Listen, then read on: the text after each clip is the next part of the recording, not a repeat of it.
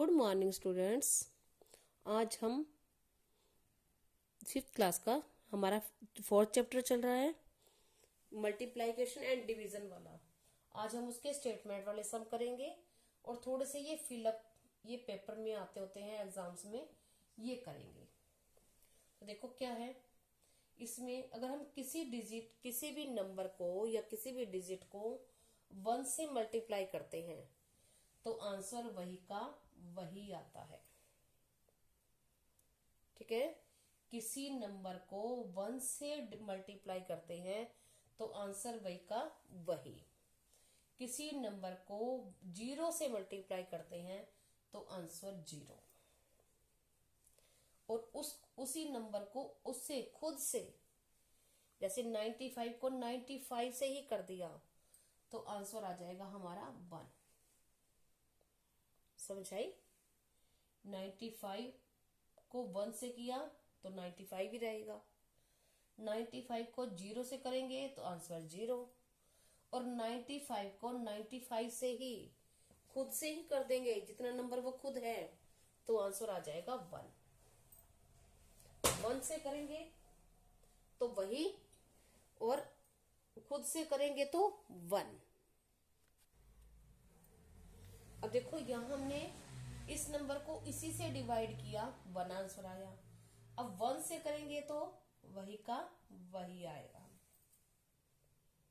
ठीक है, अब इसको 0 से करेंगे 0। अब देखो इसको 10 से करेंगे। अब 10 से करेंगे तो क्या होगा, ये 1 है, अगर यहाँ 1 है और उसके पीछे 0 है, 1 2 3 4 कितनी भी, तो हम क्या करेंगे, 0 छोड़ के इस 1 को इससे मल्टीप्लाई करेंगे। तो इस नंबर को हम 1 से करेंगे तो क्या रहेगा, वही का वही। और पीछे इसके साथ जितने 0 है वो 0 लगा दो। अब हमने यहाँ ये है, जैसे 95 को इससे मल्टीप्लाई करना है, यानी ये 1 है, 0 छोड़ के, तो इसको मल्टीप्लाई करेंगे 95 को 1 से तो क्या आ जाएगा 95। अब इसके पीछे 0 कितने हैं, 3, तो यहाँ 3 0 लगा दो, बस हो गया। अब यहाँ है ये डिवाइड है। अब डिवाइड में क्या है, देखो अब इसको हम अगर मल्टीप्लाई करते हैं तो यहाँ ये यही आएगा, 1 से इसको मल्टीप्लाई करेंगे और साथ में इतने 0 जुड़ जाएंगे। अब डिवाइड में क्या होता है, इसको इससे डिवाइड करेंगे तो 95 को 1 से करेंगे तो क्या आ जाएगा 95। लेकिन ये अगर 1 है और लास्ट में 0 है, या 2 है और लास्ट में 0 है, 0 के बाद यहाँ कुछ भी डिजिट नहीं है, तो क्या होगा, इसको इससे डिवाइड करेंगे, वो लिख दिया। अब जितने 0 ये हैं, कितने 0 हैं, 1 2, तो यहाँ 1 2 उतनी 0 कम हो जाएंगी। मल्टीप्लाई में 0 बढ़ जाती है लेकिन डिवाइड में 0 कम हो जाएंगी, तो क्या आ जाएगा 950। ठीक है, ऐसे ही अब एक और होता है, इसको हम थोड़ा सा और करके देखते हैं ग्रुप में। जैसे कैसे, एक सम और है, सपोज करो जैसे ये लिखा हुआ है,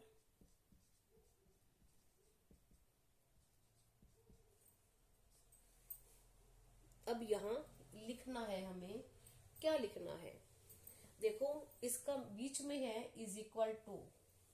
इज इक्वल टू का मीन्स ये दोनों साइड इक्वल ही रहेंगी। ठीक है, अब आपने क्या करना है, इसमें से जब इसी में से डिजिट उठाया हुआ है तो यहाँ जो डिजिट मिसिंग है, अब ये यहाँ आ गया, तो मिसिंग कौन सा है, ये वाला 54, तो यहाँ राइट कर दो 54। ठीक है, जैसे ये लिख दिया।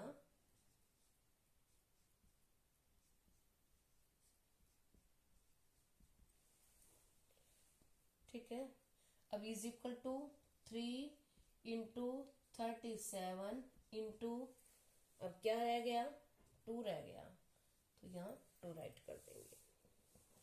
ठीक है, जो नंबर मिसिंग होता है अगर बीच में इज इक्वल टू है तो जो नंबर मिसिंग है हम वो राइट कर देंगे।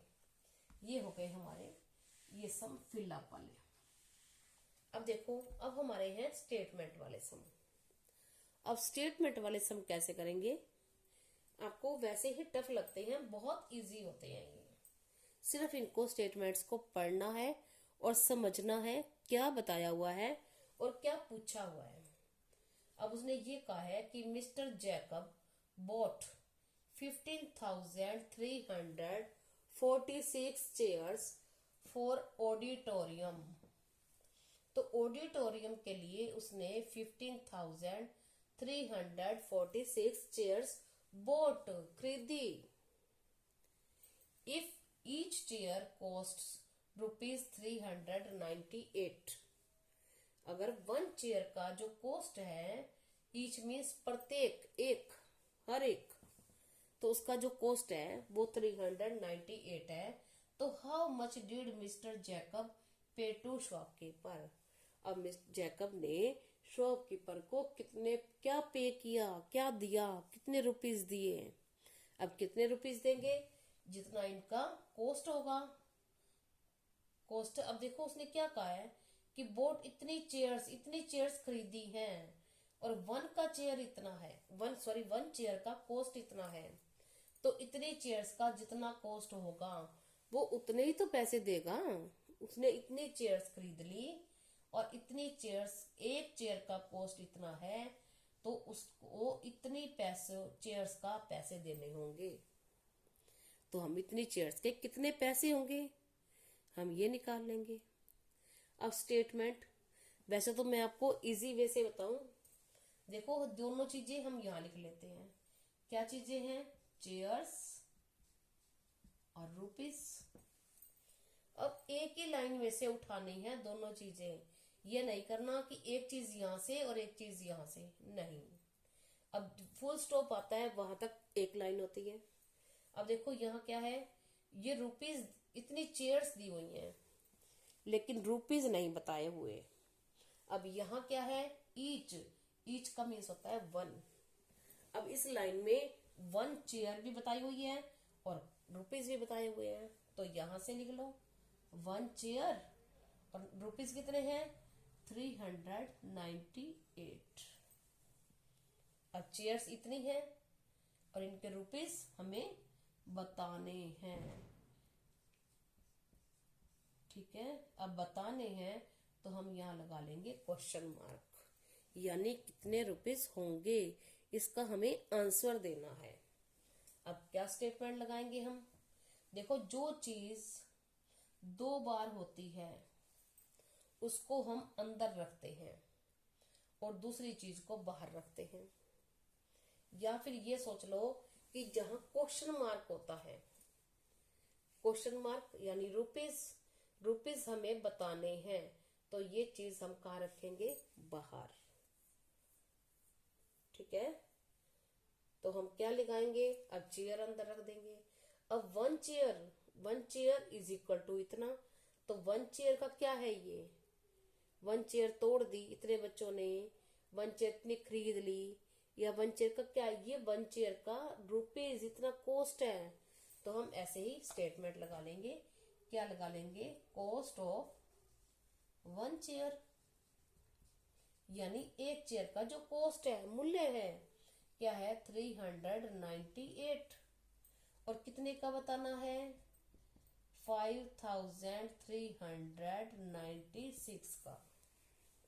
इसका मीन्स ये हुआ कि अगर एक चेयर खरीदे तो इतने पैसे देने पड़ेंगे, और अगर हमने चेयर वन से ज्यादा खरीदी तो पैसे ज्यादा ही देने पड़ेंगे ना। वन से एक चेयर खरीदे तो हमें इतने पैसे देने पड़ते हैं, मतलब 2 रुपीज कम है 400 से, तो हम 400 देंगे। जब हम चेयर ज्यादा खरीदेंगे तो पैसे भी ज्यादा हो जाएंगे, ज्यादा चीजें खरीदेंगे तो ज्यादा के लिए करते हैं हम मल्टीप्लाई और कम के लिए करते हैं डिवाइड।